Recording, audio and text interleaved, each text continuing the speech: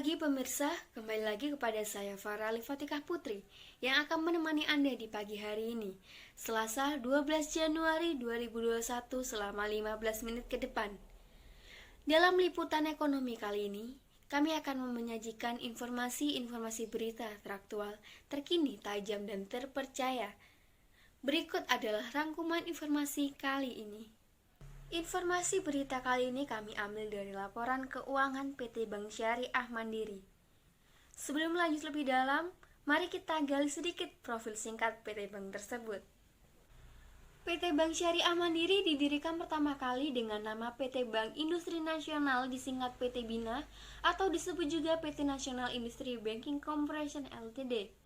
Berkantor pusat di Jakarta, berdasarkan Akta nomor 115 pada tanggal 15 Juni 1955, dibuat di hadapan Mr. Rajen Sudja, notaris di Jakarta.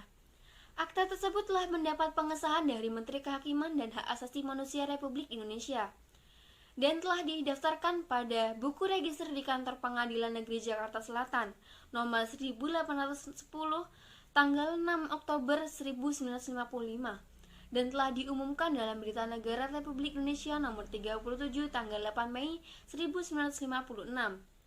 Sesuai dengan Akta Perubahan Anggaran Dasar nomor 12 tanggal 6 April 1967 yang diubah dengan Akta Perubahan Anggaran Dasar nomor 37 tanggal 4 Oktober 1967. Keduanya dibuat di hadapan Adlan Yulizar, notaris Jakarta, yang mana telah diumumkan dalam Berita Negara Republik Indonesia nomor 34 tanggal 29 April 1969. Nama bank diubah dari PT Bank Industri Nasional, disingkat PT BINA atau disebut juga PT National Industry Banking Corporation Ltd, menjadi PT Bank Maritim Indonesia sesuai dengan Akta Berita Acara Rapat nomor 146 tanggal 10 Agustus 1973, dibuat di hadapan Raden Suratman, notaris di Jakarta, yang telah diumumkan dalam Berita Negara Republik Indonesia nomor 79 tanggal 1 Oktober 1974. Nama bank diubah dari PT Bank Maritim Indonesia menjadi PT Bank Susila Bakti. Riwayat singkat perusahaan sesuai dengan Akta Pernyataan Keputusan Rapat nomor 29 tanggal 19 Mei 1999 dibuat di hadapan Mohrani Murtolo Sunarto, notaris Jakarta, yang telah mendapat persetujuan dari Menteri Kehakiman Republik Indonesia tanggal 1 Juli 1999 serta diumumkan dalam Berita Negara Republik Indonesia nomor 87 tanggal 31 Oktober 2000. Tambahan nomor 6587, nama bank diubah dari PT Bank Susila Bakti menjadi PT Bank Syariah Sakinah Mandiri. Sesuai dengan Akta Pernyataan Keputusan Rapat nomor 7 tanggal 7 Juli 1999 dibuat di hadapan Mahrani Murtolo Sunarto, notaris di Jakarta, yang telah diubah berturut-turut dengan Akta Berita Acara Rapat nomor 6 tanggal 22 Juli 1999 dan Akta Berita Acara nomor 9 tanggal 23 Juli 1999. Keduanya dibuat di hadapan Hasanal Yani Ali Amin, notaris Jakarta, serta Akta Pernyataan Keputusan Rapat Perubahan Anggaran Dasar nomor 23 tanggal 8 September 1999 dibuat di hadapan Sujipto, notaris Jakarta, yang telah mendapat persetujuan dari Menteri Kehakiman Republik Indonesia tanggal 16 September 1999 serta diumumkan dalam Berita Negara Republik Indonesia nomor 87 tanggal 31 Oktober 2000. Nama bank dirubah dari PT Bank Syariah Sakinah Mandiri menjadi PT Bank Syariah Mandiri. Tentang penerimaan pemberitahuan Perubahan Anggaran Dasar PT Bank Syariah Mandiri. Selanjutnya mengenai penghimpunan dana PT Bank Syariah Mandiri, yaitu wholesale banking ditujukan kepada nasabah yang memiliki kebutuhan transaksi keuangan yang cukup besar dan rata-rata nasabah tersebut adalah dalam bentuk badan usaha atau perusahaan. Pengelompokan pada segmen ini ditujukan untuk memperjelas dan mengukur pencapaian nasabah-nasabah. Wholesale banking merupakan produk dan jasa yang terdapat pada unit commercial banking dan corporate banking. Fokus pengelolaan segmen usaha wholesale banking adalah penyaluran pembiayaan dan dana pihak ketiga kepada badan usaha, serta transaksi pembayaran dan transaksi lainnya yang dimiliki oleh nasabah wholesale. Wholesale banking di sini dibagi jadi dua. Yang pertama yaitu Commercial Banking Bank. Dalam rangka meningkatkan pencapaian target bisnis, juga ditunjang oleh nasabah komersial, yaitu melalui penyaluran pembiayaan modal kerja dan investasi. Pembiayaan ini dapat digunakan untuk pembelian barang, barang modal, proyek instruktur, dan pendirian usaha baru.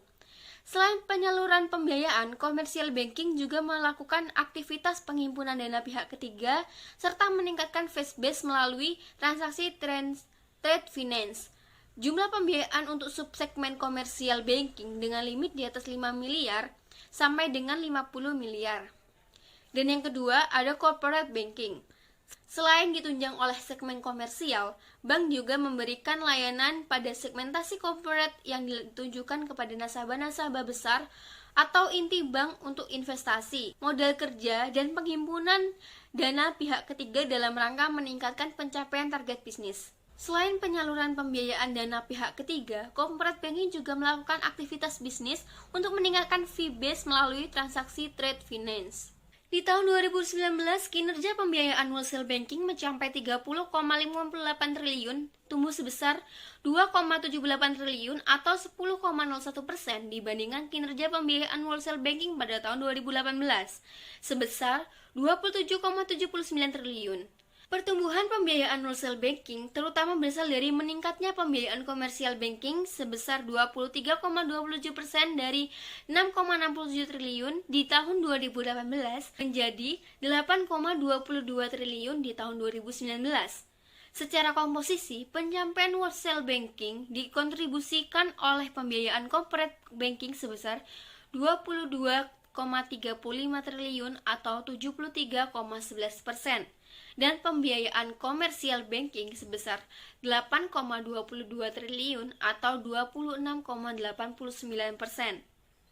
Sedangkan kinerja pendanaan 2019 pada segmen wholesale banking mencapai sebesar 31,36 triliun, meningkat sebesar 10,31% atau 2,93 triliun dibandingkan dengan tahun 2018 sebesar 28,43 triliun.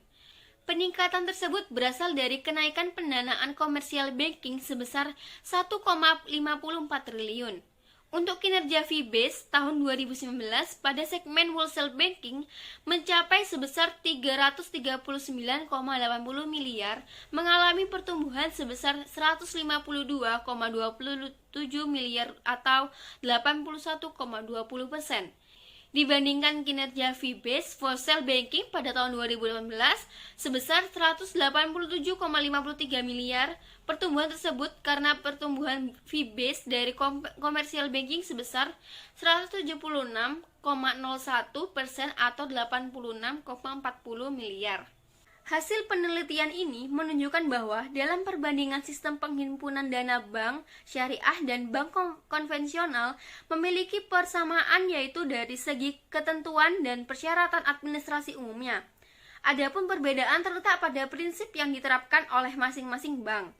Sistem penghimpunan dana yang diterapkan pada bank syariah mengedepankan prinsip syariah pada pengelolaan dana nasabah, baik itu berupa titipan atau wadiah maupun berupa investasi atau mudharabah. Dengan pada profit sharing dan revenue sharing, bank syariah tidak mengenal adanya suku bunga tertentu yang diperjanjikan. Yang ada adalah nisbah bagi hasil pada produk yang menggunakan akad mudharabah dan bonus pada produk yang menggunakan akad wadiah. Sedangkan pada bank konvensional, pengelolaan dana nasabah dilakukan dengan prinsip konvensional. Bank konvensional akan memperjanjikan suku bunga tertentu yang dilakukan di awal. Dari suku bunga tersebut tidak akan berubah atau terpengaruh terhadap kondisi dan kinerja perusahaan. Selain penghimpunan dana, PT Bank Syariah Mandiri juga memiliki pembiayaan. Pembiayaan dengan basis akad terdiri dari wadiah, murabah, mudharabah, musyarakah, musyarakah mutanah kisah, ijarah, ijarah muntahiyah bita malik, line facility, pembiayaan takeover baik dari lembaga keuangan konvensional maupun lembaga keuangan syariah, pembiayaan dengan tujuan refinancing, pembiayaan kepada koperasi, dan juga formulir pembukaan rekening, tabungan, giro, dan deposito. Pembiayaan yang diberikan oleh perbankan syariah telah mencapai 345,28 triliun, tumbuh 10,36%, dan pangsa pasar pembiayaan perbankan syariah terdapat perbankan nasional sebesar 6,27%. Sementara itu, kualitas pembiayaan perbankan syariah yang tercermin dari rasio non-performing financing atau NPF grossing meningkat dari 2,85% di akhir tahun 2018 menjadi 3,18% di tahun 2019. Pertumbuhan pembiayaan mandiri syariah di tahun 2019 lebih tinggi dibandingkan perbankan nasional yang sebesar 6,2% serta perbankan syariah yang sebesar 10,9%. Pertumbuhan mandiri syariah di tahun 2019 tetap menjadi mandiri syariah sebagai pemimpin pasar di perbankan syariah Indonesia. Pangsa pasar mandiri syariah di tahun 2019 dari sisi aset sebesar 21,41%, meningkat dibandingkan tahun 2018 yang sebesar 20,60%. Selain pembiayaan, pendapatan PT Bank Syariah Mandiri juga mengalami peningkatan. Pendapatan yang tersedia untuk bagi hasil meningkat sebesar 11,16%, atau 853,84 miliar dari 7,65 triliun di 2018 menjadi 8,50 triliun di tahun 2019. Peningkatan tersebut karena adanya peningkatan pendapatan jual beli dan pendapatan bagi hasil. Mandiri Syariah juga memiliki suku mudharabah subordinasi. Di tahun 2016, subordinate note mudharabah Mandiri Syariah tahun 2016 sebesar 375.000 juta merupakan surat berharga yang diterbitkan pada bank pada tanggal 22 Desember 2016 dan akan jatuh tempo pada tanggal 22 Desember 2023. Nisbah yang diberikan kepada pemegang subnot adalah sebesar 27,07% dan pendapatan yang dihasilkan yang dibayarkan setiap 3 bulan.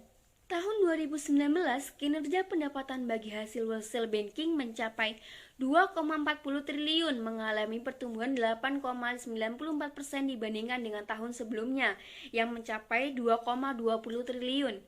Peningkatan tersebut berasal dari kontribusi pertumbuhan pendapatan bagi hasil corporate banking sebesar 109,50 miliar atau 6,72%. Pertumbuhan pendapatan bagi hasil tersebut sejalan dengan kenaikan pendapatan margin bersih corporate banking yang mencapai 12,80%. Total pendapatan margin bersih wholesale banking secara total sedikit mengalami penurunan sebesar 0,47%. Hal tersebut karena bank lebih berhati-hati mendidik sektor yang prudent untuk memberikan pembiayaan dikarenakan kondisi makroekonomi yang belum kondusif.